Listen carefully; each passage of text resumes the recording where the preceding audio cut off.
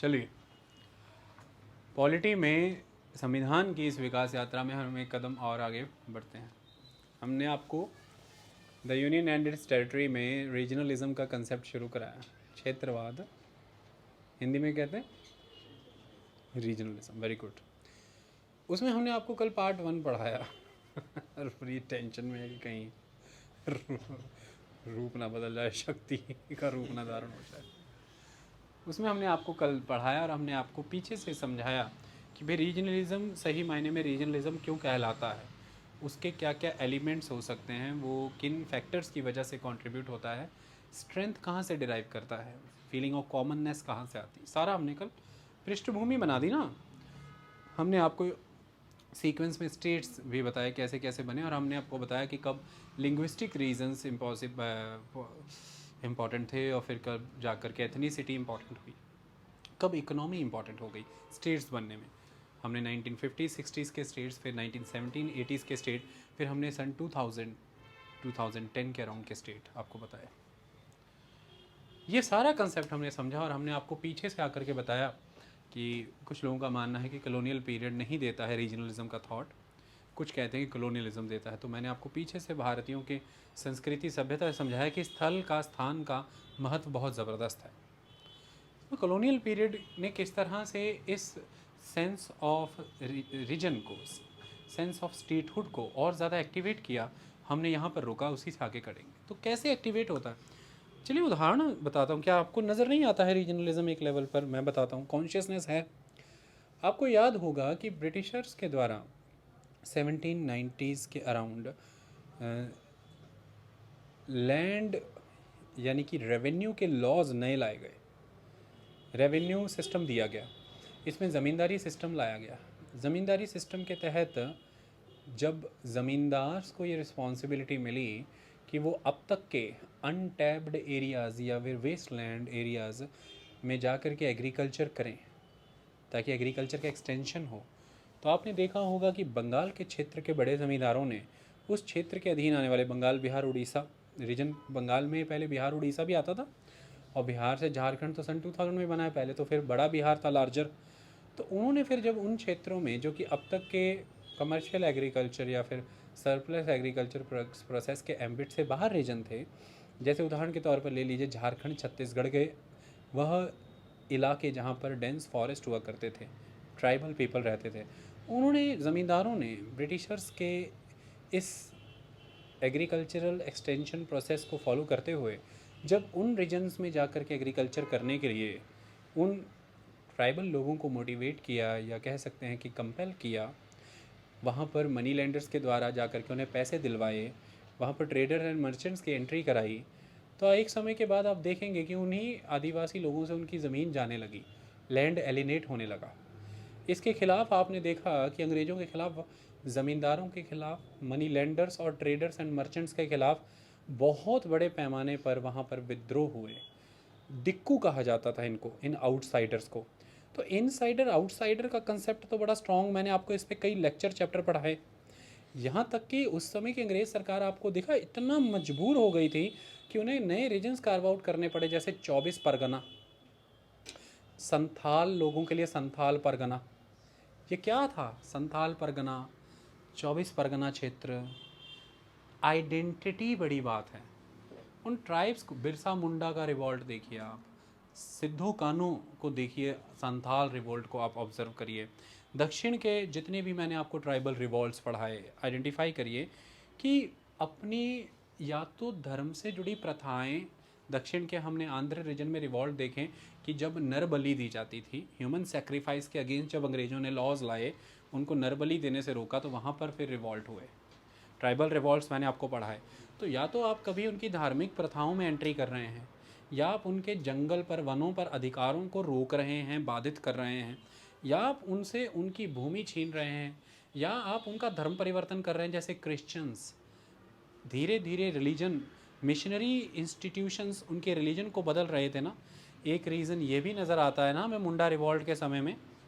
तो कुल मिलाकर के धर्म परिवर्तन, उनकी धार्मिक प्रथाओं में जाकर के बाधाएं पैदा करना, उन्हें रोकने की या परिवर्तित करने की कोशिश करना, उनके रिसोर्सेज को उनसे एलिनेट करना, उनका लैंड ज़मीन कितना महत्वपूर्ण है ट्राइबल रिवॉल्ट में, हमने देखा होगा, क्योंकि ज़मीन से ही वो अपनी आइडेंटिटी, ट्राइब जो है, ट्राइब को लैंड से ही जोड़ करके देखा जा रहा है, और उनका वे ऑफ लाइफ जो है वो ज़मीन से ही जुड़ा हुआ है, क्योंकि ज़मीन से नदी है, पर्वत, झील, झरने, वनस्पति और जंगल है, और उनकी अर्थव्यवस्था पूरी इन्हीं पर टिकी है, बहुत यूनिक वे में जुड़े हैं।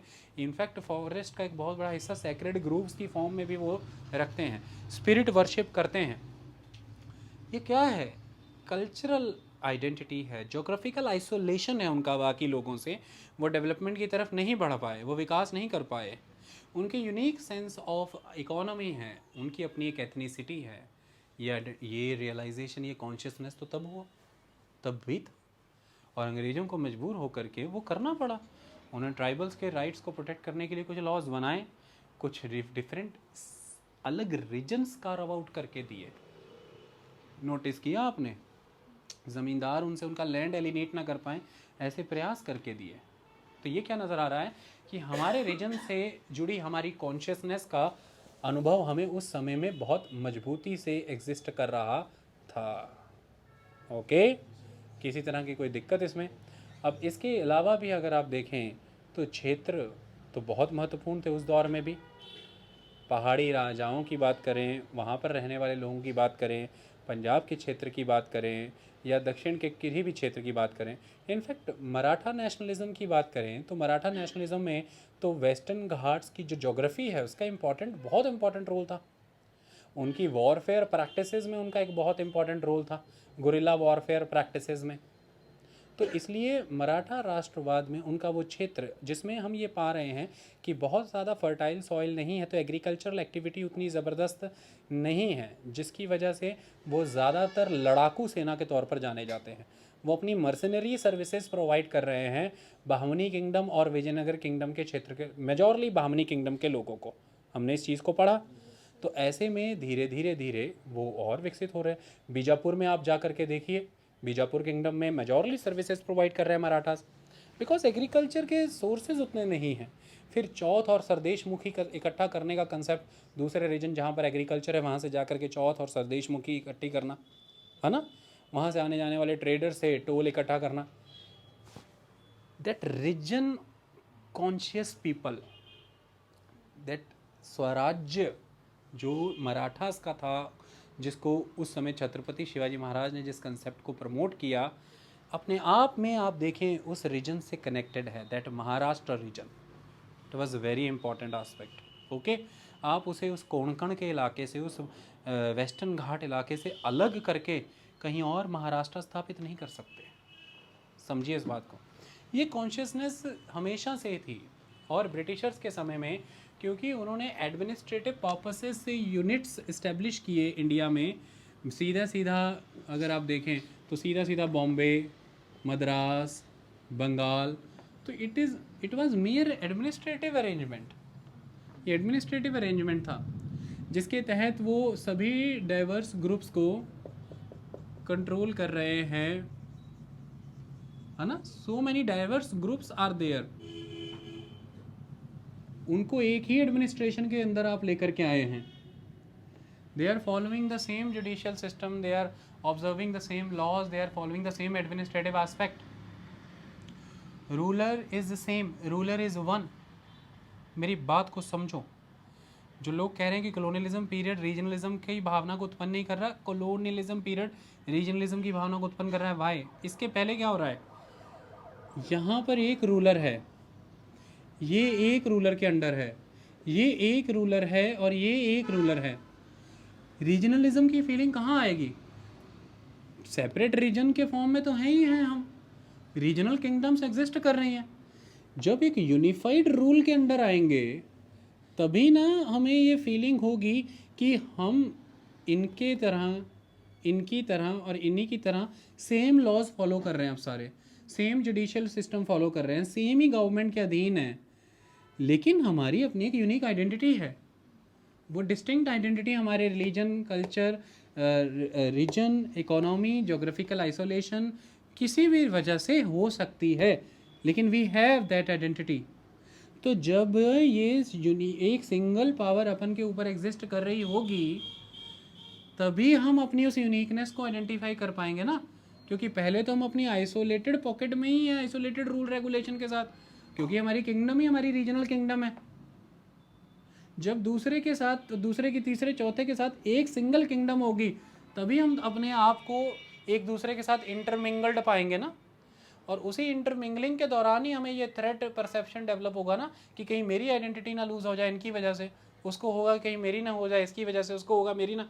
तभी तो हम कॉन्शियस हो जाएंगे इसको चीज़ को लेकर कि नहीं नहीं, we have to preserve our identity, we have to preserve the people belonging to this common culture और द कॉमन लैंग्वेज और the common history, so we have common brotherhood. हम एक है, मी मराठी, मी पंजाबी, मी गुजराती। ये कब हो रहा है? जब मी इंडियन है। लेकिन अगर गुजरात में गुजराती थोड़ा ना खुद को कहेंगे मी गुजराती। तो ब्रिटिशर्स के समय में जब एक सिंगल सिस्टम ऑफ एडमिनिस्ट्रेशन आ रहा है, तब ये कॉन्शियसनेस बढ़ रही है।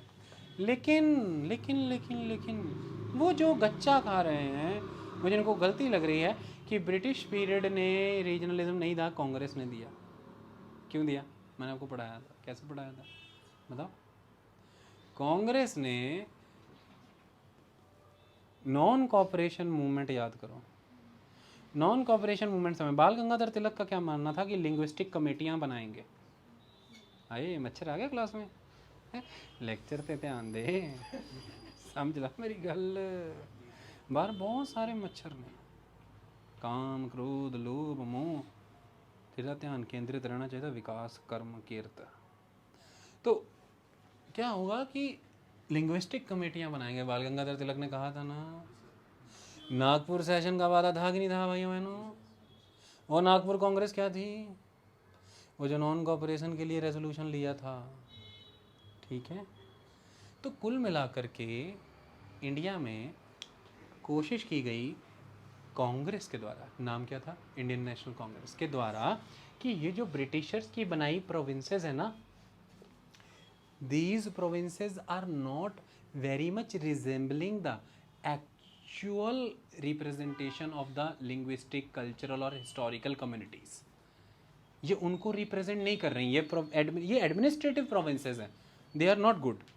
बट इंडियन नेशनल कांग्रेस लोगों से ज़्यादा जुड़ना चाहती थी, तो उसके लिए इंडियन नेशनल कांग्रेस ने कहा कि हम इन प्रोविंसेस को फॉलो नहीं करेंगे जो एडमिनिस्ट्रेटिव पर्पसेस से बनाई हैं, हम अपनी लिंग्विस्टिक प्रोविंसेस बनाएंगे to establish the network of Indian National Congress in the country. Indian National Congress की ऑर्गेनाइजेशन बनाने के लिए लिंग्विस्टिक प्रोविंसेस बनेगी। मराठा रीजन, मराठी बोलने वाले क्षेत्र में हम कोशिश करेंगे कि एक प्रोविंस मराठी प्रोविंस हो, फिर वहाँ से लीडर्स चुनेंगे, वो उस प्रोविंशियल लेवल पर, लोकल लेवल पर मराठी भाषा में जाके लोगों के बीच कांग्रेस के उद्देश्य, सिद्धांत और एजेंडे को रखेंगे। इससे वो लोग ज़्यादा समझेंगे बात को। मेरी बात समझ में आई? लिंग्विस्टिक प्रोविंसेस बनाने का पर्पज़ इसलिए आया कि लोग ज़्यादा जुड़ें, लोग ज़्यादा कांग्रेस का एजेंडा समझें, स्वतंत्रता संग्राम में आए, मास पार्टिसिपेशन हो। इसके लिए लोगों के भीतर लोगों की भाषा में बात समझानी ज़रूरी है। इसके लिए हमें पहले नेताओं को ऐसे एलोकेट करना होगा, वर्कर को ऐसे एलोकेट करना होगा कि जैसे मराठी भाषा समझने वाला वर्कर और नेता जो है वो मराठी रीजन को एलोकेट किया जाए। उसके लिए पहले मराठी प्रोविंस निकालनी पड़ेगी मराठी भाषा के आधार पर। अगर उसको पंजाबी रीजन में अपॉइंट कर दें ये मान के कि ये तो ब्रिटिश प्रोविंस है, बट वो तो गलत हो गया। ब्रिटिश प्रोविंस तो एक हो सकती है, लेकिन हमको देखना पड़ेगा उसमें लोग बात आपकी समझ रहे कि नहीं समझ रहे। ब्रिटिशर्स ने तो बना दी बॉम्बे प्रोविंस।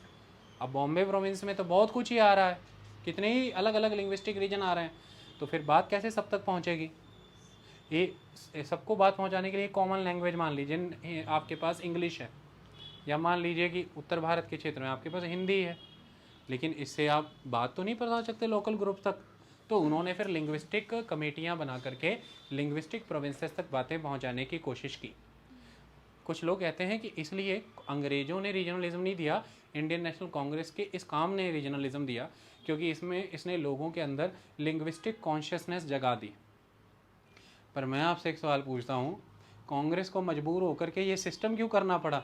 क्योंकि लोग लिंग्विस्टिकली पहले ही कॉन्शियस थे ना, लोग लिंग्विस्टिकली कॉन्शियस थे, कांग्रेस को इसलिए ये करना पड़ा, वरना कांग्रेस को सपना आना था कि ये करना था। सप्लाई उसी चीज़ की होती है जिसकी डिमांड होती है। डिमांड हुई तो सप्लाई कर दी कांग्रेस ने। लेकिन अब आप कहेंगे सर ये सप्लाई कहाँ से आ रही, डिमांड कहाँ से आ रही थी सप्लाई, वो देखो फोन आ रहा है, लोग कहेंगे सर ये डिमांड कहाँ से आ रही थी जो सप्लाई कर दी। तो डिमांड आने का जो आधार था ये तो शुरू से ही हो रहा है, शुरू से ही हो रहा है। कब से हो रहा है, पीछे चले। भक्ति सूफी मूवमेंट के दौर में क्या हो रहा था, भक्ति सूफी संतों की, खास तौर पर भक्ति संतों की पॉपुलैरिटी का रीज़न क्या था, लोकल लैंग्वेजेस में लोगों से संवाद स्थापित करना। हमारी कंट्री में जो इतनी सारी भाषाएं बोलियों का जन्म हुआ है, जिन उनको जो ये लिटरेचर मिली है, उनको जो लिपियाँ मिली हैं, टेक्स्ट अल्फ़ाबेट्स मिले हैं, व्याकरण मिली है, ये किस दौर से आई है। लोकल डायलेक्ट्स को जन्म देने में, लोकल लैंग्वेजेस को जन्म देने में किस चीज़ का इंपॉर्टेंट रोल है, मैंने पढ़ाया था, भक्ति सूफी, क्योंकि उन्होंने वर्नैकुलर लैंग्वेजेस में लोगों से जुड़ने का काम किया। समझ आई, वर्नैकुलर लैंग्वेज में क्या करने का कोशिश किया, लोगों से जुड़ने का। तो मास मोबिलाइजेशन के लिए तो ऑलवेज वर्नैकुलर लैंग्वेज को यूज़ किया गया। ऐसा पहली बार तो कांग्रेस कॉन्शियसनेस तो तभी से ही थी। उसी दौर में तो रामायण के वर्नैकुलर लैंग्वेज में वर्जन आए, महाभारत के वर्नैकुलर 15-16 सेंचुरी के अराउंड ही हो रहा है, वर्नैकुलर लैंग्वेजेस में वर्जन आ रहे हैं। So simple.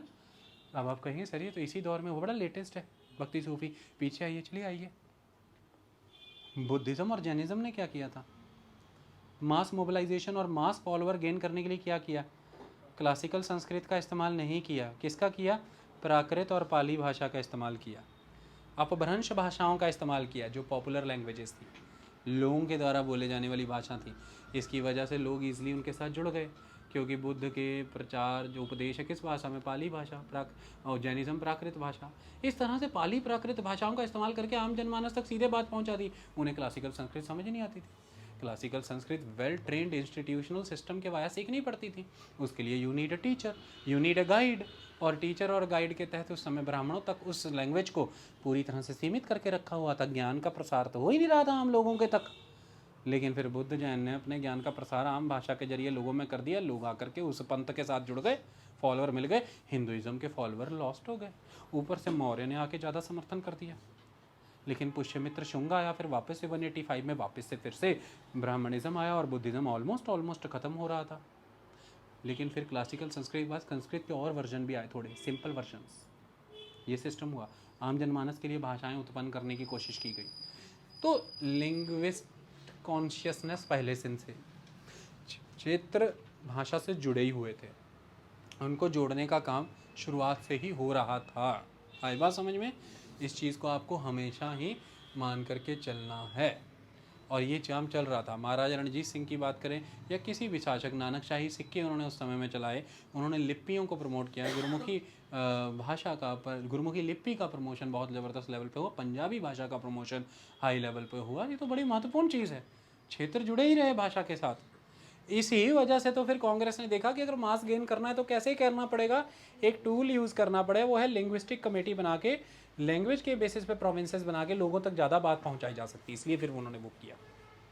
ये कॉन्शियसनेस तो पहले थी। अब आप कहेंगे सर कॉन्शियसनेस पहले थी तो आवाज़ें एकदम से कब उठनी शुरू हो गई 1950, ये क्या हुआ, अंग्रेज हमारे ज़्यादा सगे थे, उनके सामने आवाज़ें नहीं उठ रही थी, भारत की सरकार जैसी स्थापित हुई आवाज़ें। तो आज एक बात याद रखना, अभी बहुत अभी ऑर्गेनिक वे में सारे कारण बता रहा हूँ कि रीजनलिज्म क्यों जन्म लेता है। रीजनलिज्म के जन्म लेने का एक बहुत महत्वपूर्ण कारण है डेमोक्रेसी। क्या है डेमोक्रेसी? इसका कारण क्या होगा, आप किससे कुछ मांगते हो जिससे मिलने की उम्मीद होती है। आप पिज़्ज़ा किससे मांगते हो, अपने दोस्त से थोड़ा दे दे, किसी और से मांगो पता है क्या ही देगा। अंग्रेज़ों से कुछ मांगने पे मिलना नहीं था। पहली बात, अंग्रेज़ों की सरकार यहाँ पर एक कॉलोनियल पावर के तौर पर काम कर रही थी, लोकतंत्र नहीं था। लेकिन जब देश में लोकतंत्र स्थापित हुआ, यूनिवर्सल एडल्ट फ्रेंचाइज के बेसिस पे आपको अपना भविष्य तय करने का अधिकार मिला, आपके द्वारा स्थापित पॉलिटिकल सिस्टम बना लोकतंत्र, आपको ये कहा गया कि अब आप एक स्टेट की फॉर्म में, एक नेशन की तौर में स्थापित हैं, आप अपने पोटेंशियल को रियलाइज़ करिए।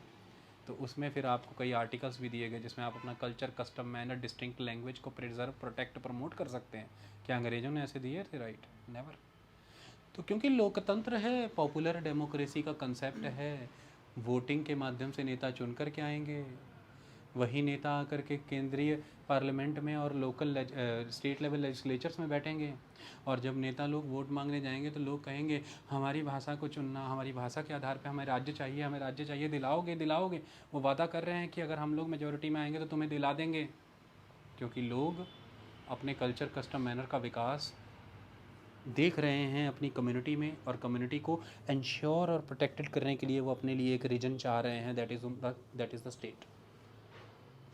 लोकतंत्र व्यवस्था में ये मांगे की जा सकती हैं। गैर लोकतांत्रिक व्यवस्था में, राजशासन में ये मांगे नहीं हो सकती हैं। ये मांगे कब की जा सकती हैं? जब लोकतांत्रिक व्यवस्था हो, जब सेटअप डेमोक्रेटिक हो, गवर्नमेंट डेमोक्रेटिक सिस्टम से चुनी जाती हो, जब कॉन्स्टिट्यूशन में प्रोविज़न दिए हों कि आप अपने कस्टम कल्चर मैनर को प्रोटेक्ट, प्रिजर्व, प्रमोट कर सकते हैं। लेकिन जब ऐसे अधिकार ही नहीं, ऐसे एवेन्यूज़ ही ओपन नहीं किए हुए, तो आप फिर मांगे क्या रखेंगे? कॉन्शियसनेस हमेशा से थी, अंग्रेज़ों के ज़माने में उल्टा प्रबल हुई, बहुत प्रबल हुई, और मांग मुखर होकर के सरफेस पे तब आई जब देश को दिखने लगा कि स्वय शासन होने वाला है। लोगों को दिखने लगा कि अब हम स्वय शासित होंगे, हमें स्वाधीनता मिलने वाली है। आई बात समझ में? अधीनता से मुक्त, अधीनस्थ आदमी किसी चीज़ की मांग कर सकता है क्या?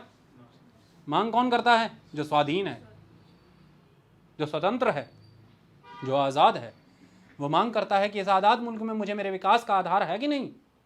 आधार के लिए मुझे एक आधार क्षेत्र चाहिए, वो क्षेत्र मुझे अपने समाज के लिए चाहिए। हमारा समाज आपस में जुड़ा है इस बात पर कि हमारी भाषा एक है। जिस भाषा की वजह से हमने इतिहास पढ़ा अपने लोगों का, उस भाषा की वजह से हमने अपने कल्चर कस्टम मैनर को जनरेशन टू जनरेशन ट्रांसमिट किया, जिंदा रखा। अब वो हमेशा के लिए इंटैक्ट रहे, ग्रो करे, फ्लरिश करता रहे, उसके लिए हमें एक क्षेत्र दे दीजिए, हमारा आधार क्षेत्र बन जाए, विकास का आधार हो जाए। ऐसी व्यवस्था की मांग हम इस संविधान से करते हैं। क्या ये गलत है? संविधान में दी विधियों के आधार पर करते हैं, क्या ये गलत है? हमें ये चाहिए, तो फिर वो दिया, फिर वो हुआ। तो लोकतंत्र की स्थापना अपने आप में एक आधार बन गया सेपरेट स्टेटहुड की मांग के लिए। इसमें और क्या चाहिए था? तो आपके प्रश्न का उत्तर मिल गया कि यकायक अंग्रेज़ों के जाते ही ये मांगे इतनी प्रबल क्यों हो गई। मांगे प्रबल होने का आधार आपकी आंखों के सामने है। अंग्रेज़ों के जाते ही क्या स्थापित हुआ? लोकतंत्र। और लोकतंत्र में भी कौन सा लोकतंत्र स्थापित हुआ? गणराज्य, गणों का राज्य। स्टेट गणों की इच्छाओं की पूर्ति करने के लिए ही तो है, उन पर कुछ रोपित करने के लिए नहीं। लेकिन गणों की तर्क संगत इच्छाएं, हर इच्छा की पूर्ति नहीं करेगा स्टेट। समझ आई? यही तो महत्वपूर्ण चीज़ है। ये डिफ़िकल्ट शब्द तो नहीं लग रहे? State is available to fulfil the aspirations and the legitimate demands of the native, of the constituent member and the society. The member of the society, they are the franchise of that particular state. They can seek their growth by the way of realization of its potential, and potential lies somewhere in the conscious of your community, of your custom culture manner, and that is somewhere related to the land. So you are the sons of the land, sons of the soil, and you are seeking some type of identification, some type of insurance, some type of security and the continuity by the way of its political identity. It is the statehood. That is very simple. तो बस ये बहुत आसान है। इतनी बात समझ आई? क्या मैं इसको डिलीट कर दूँ? चलो तो ये डिलीट हो गया। अब और कौन सी चीज़ें, कौन सी चीज़ें मजबूत कर सकती हैं आपको रीजनलिज्म की ओर ले जाने के लिए? दिमाग लगा करके ज़रा सोचो, लगाओ दिमाग। चलिए आए बताएं, हम लगाते हैं दिमाग, समझाते हैं। सबसे पहले तो ये पता होना चाहिए कि स्टेटहुड की मांग जो सेपरेट मैंने कल समझाई थी, किस तरह की मांग हो सकती है। सेपरेट स्टेटहुड की किस तरह की मांग हो सकती है? हैं?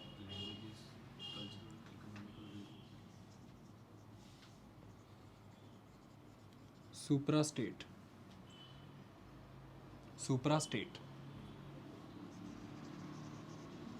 Inter state, intra state. क्या supra state, inter state, intra state, supra state? कुछ स्टेट्स ने आपस में जुड़ करके ही एक डिस्टिंक्ट यूनिट बनने की मांग रख दी देश के सामने। सुपरा स्टेट, अपने आप में ही कुछ एक अलग कंट्री बन जाना चाहते हैं। याद करिए द्रविड़ नाडु, 1950 के दशक में एक बड़ी मांग उत्पन्न हुई दक्षिण के क्षेत्र से। तमिलनाडु तो सुना है, द्रविड़ नाडु भी बताया था ना। आंध्र, तमिल, कर्नाटका, केरल मिलके क्या बनना चाहते थे? द्रविड़, सेपरेट द्रविड़ नाडु। वो क्या हो रहा था? सुपरा स्टेट सिस्टम एस्टेब्लिश। तो वो कौन सा रीजनलिज्म था? सुपरा स्टेट रीजनलिज्म।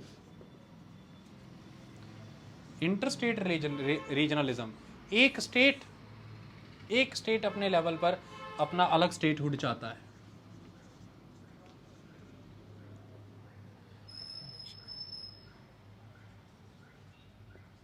अपना अलग स्टेटहुड चाहता है, दूसरे स्टेट से अपना अलग स्टेटहुड चाहता है। आई बात समझ में? इंट्रा स्टेट, एक स्टेट के अंदर एक सब रीजन है, एक स्टेट के अंदर एक सब रीजन है, वो अपने लिए अलग से स्टेटहुड चाहता है।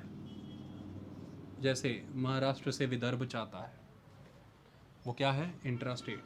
जैसे आंध्र से तेलंगाना चाहता था, जैसे वेस्ट बंगाल से गोरखालैंड चाहता है, जैसे असम से बोडोलैंड चाहता है, जैसे उत्तर प्रदेश से बुंदेलखंड चाहता है, पूर्वांचल चाहता है, अवध प्रदेश चाहता है, पश्चिम का पश्चिम प्रदेश या हरित प्रदेश चाहता है उत्तर प्रदेश से। ये कौन सी मांगे हैं? ये इंट्रा स्टेट रीजनलिज्म है। हमारी कंट्री में मेजोरली कौन सी मांग हो रही है? इंट्रा स्टेट रीजनलिज्म की मांग हो रही है। एक समय में ऐसी भी मांग हुई थी जिसमें सेसेशन नज़र आता था। कैसी मांग हुई थी? जिसमें सेसेशन नज़र आता है। जैसे नागालैंड की तरफ से 1960s के दौर में सेसेशन चाहता था वो। एक समय में तमिलनाडु भी, तमिल रीजन भी सेसेशन चाहता था, और एक समय में जाकर के पंजाब ने भी सेसेशन चाहने की कोशिश की। आई बात समझ में? वो रीजनलिज्म के अलग अलग चेहरे थे। मैंने बताया लैंग्वेज, कल्चर, कस्टम, मैनर, और पंजाब के आधार में वो क्या बना था? रिलीजन के बेसिस पर क्या स्थापित होना चाहता था? खालिस्तान। आई बात समझ में? रीजनलिज्म के ये 3 आधार क्लियर हुए। होता क्यों है? क्या का कारण हो रहे हैं? कारण तो अभी मैंने समझाया। डेमोक्रेसी एक महत्वपूर्ण कारण है, इसको समझने की अब कोशिश करते हैं, जरा ध्यान से समझिए। आप जानते हैं ये होने का एक महत्वपूर्ण कारण क्या है? Highly uneven development. Highly uneven development, this is the reason. इसी से जन्म ले रहा है लैक ऑफ जॉब्स, जॉबलेसनेस। ठीक है, जॉब्स की कमी इसकी वजह से है, अनइवन डेवलपमेंट। इसी की वजह से मोनोपोलाइजेशन ऑफ रिसोर्सेज हो रही है। इसी की वजह से बैकवर्डनेस आ रहा है, बैकवर्डनेस आ रहा है। क्या? सारा जोड़ के देखो। अंग्रेजों के समय में, अब फिर देखो कॉलोनियल सिस्टम रिस्पॉन्सिबल। अंग्रेजों के समय में क्या किया? बंगाल के रीजन में, मद्रास के रीजन में और बॉम्बे के रीजन में कुछ एनक्लेव्स इस्टेब्लिश किए इंडस्ट्री के तौर पे, ट्रेड के तौर पे, कमर्स के तौर पे। वो रीजन हाई लेवल डेवलप्ड हुए, बाकी सारे रीजन डेवलप नहीं हुए, तो उन रीजन्स ने मैग्नेट के तौर पे काम किया। बॉम्बे शहर विकसित हुआ, अहमदाबाद विकसित हुआ, उधर हुगली विकसित हुआ, कलकत्ता विकसित हुआ, इधर आप देखेंगे चेन्नई विकसित हुआ, मद्रास। तो मद्रास, बॉम्बे, कलकत्ता, इस तरह से ये शहर मैंने सुने आपने। उधर आगरा, कानपुर, ये क्षेत्र महत्वपूर्ण हुए। सब इनकी तरफ अट्रैक्ट हो रहे, सराउंडिंग रीजन से सब इस तरफ, लेबर भी इस तरफ मूव कर रही, रिसोर्सेज, रॉ मटेरियल भी इस तरफ मूव कर रहे हैं, सारा कुछ इस तरफ आ रहा है, ट्रेड एंड कमर्स यहीं से इस्टेब्लिश हो रहा है। फिर इंडिपेंडेंस के बाद हमने क्या किया? इंडिपेंडेंस के बाद हमने 5 ईयर प्लानिंग सिस्टम अपनाया, सोशलिज्म का कंसेप्ट। और इसलिए इस रीजनलिज्म का एक भयावह चेहरा नक्सलवाद भी है, नक्सलिज्म भी है। तो रीजनलिज्म के कई सारे एस्पेक्ट, जैसे कम्युनलिज्म, नक्सलिज्म, सेसेशनिज्म, लिंग्विज्म, ये सब एस्पेक्ट जो सपोर्ट देते हैं रीजनलिज्म को। और यही सब चैलेंज क्या है? नेशनल इंटीग्रेशन को। कम्युनलिज्म, सेशनिज़म, लिंग्विज़म, नक्सलिज़म, ये सारे एक तरह से चैलेंज हैं टू द नेशनल इंटीग्रिटी। हुआ क्या, देखिए आप पर आरोप है कि आपने 5 ईयर प्लानिंग के तहत सेंट्रल गवर्नमेंट ने रिसोर्सेज को कंसंट्रेट करके फिर एलोकेशन का प्रोसेस अपनाया कि इवन डेवलपमेंट होगी, इवन ग्रोथ होगी कंट्री की, इस वजह से हम रिसोर्सेज एलोकेट करेंगे। पहले सारे रिसोर्सेज मोबिलाइज करेंगे एक जगह पर, फिर वहाँ से सारे रिसोर्सेज चैनलाइज करेंगे ताकि अनइवन डेवलपमेंट ना हो, एरिया वाइज भी सेक्टर वाइज भी, इवन डेवलपमेंट हो एरिया वाइज भी सेक्टर वाइज भी। ये आपने ऐसा हरण किया, लेकिन वो इसका उल्टा गया, अनइवन डेवलपमेंट हो गई सेक्टर वाइज भी एरिया वाइज भी।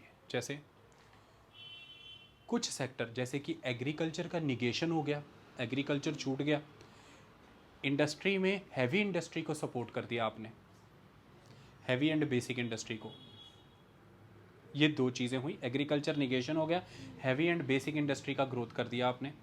इंडस्ट्री में आपने स्मॉल एंड मार्जिनल इंडस्ट्री को सपोर्ट नहीं किया, हैवी एंड बेसिक इंडस्ट्री आपने इंस्टॉल कर दी, रिसोर्सेज सारे उसको एलोकेट हो गए। समझ आई बात? एग्रीकल्चर के क्षेत्र में इरिगेशन को ध्यान दें तो माइक्रो इरिगेशन की बजाय मैक्रो इरिगेशन पे फोकस कर दिया, heavy big multipurpose dam projects install कर दिए जिसका बेनिफिट लोगों तक नहीं पहुंचा, ग्रास रूट लेवल तक। अब इतने heavy projects in the form of multipurpose और the heavy investment in the basic in the heavy industries, what we are doing, we are concentrating the hard earned wealth or the resources into the few areas, into the few sector, into the few pockets। समझ आ रही बात? तो few regions, few pockets, few families and the few sectors लाभान्वित हुए।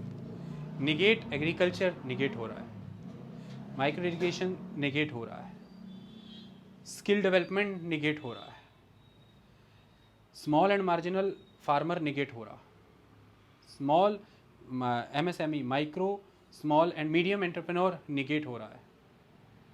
ये सारी चीज़ें छूट रही, कुछ क्षेत्र आगे बढ़ रहे हैं। तो इसलिए आप देखें इस कंट्री में एक तरफ ध्यान से देखा जाए तो लाइसेंस सिस्टम था, परमिट सिस्टम था कि हर क्षेत्र में इवन डेवलपमेंट हो, इसलिए लाइसेंस और परमिट रखेंगे कि एक ही घराने सारे बिजनेस कंसंट्रेट ना कर जाएं, हम लाइसेंस देख के देंगे कि सबको मिले, एक ही रीजन में सारी इंडस्ट्रियाँ लग जाएं, हम देख के लाइसेंस देंगे कि वाइड स्प्रेड हो जाए, सारा इवनली डिस्ट्रीब्यूटेड। लेकिन उल्टा क्या, इस देश ने कुछ ही घराने पैदा किए, टाटा, बिरला, गोदरेज, अंबानी,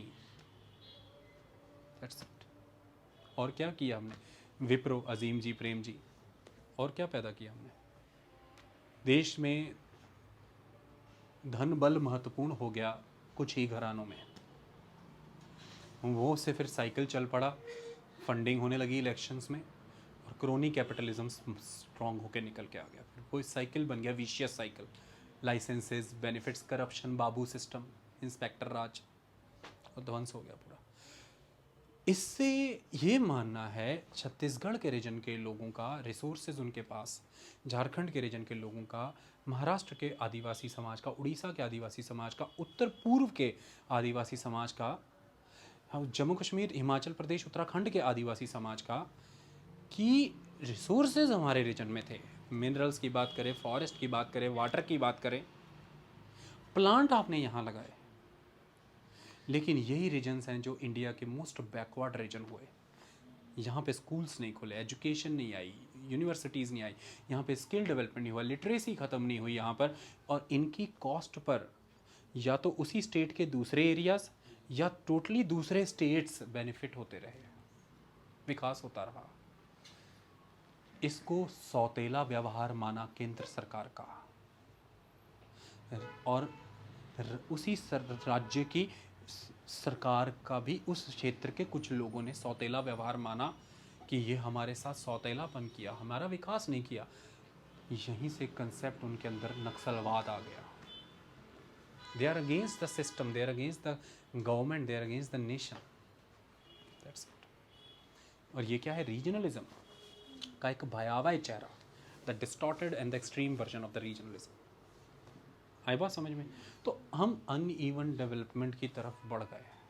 आप देखिए, आप इमेजिन करिए, बैकवर्ड रीजन कौन सा, उड़ीसा, बट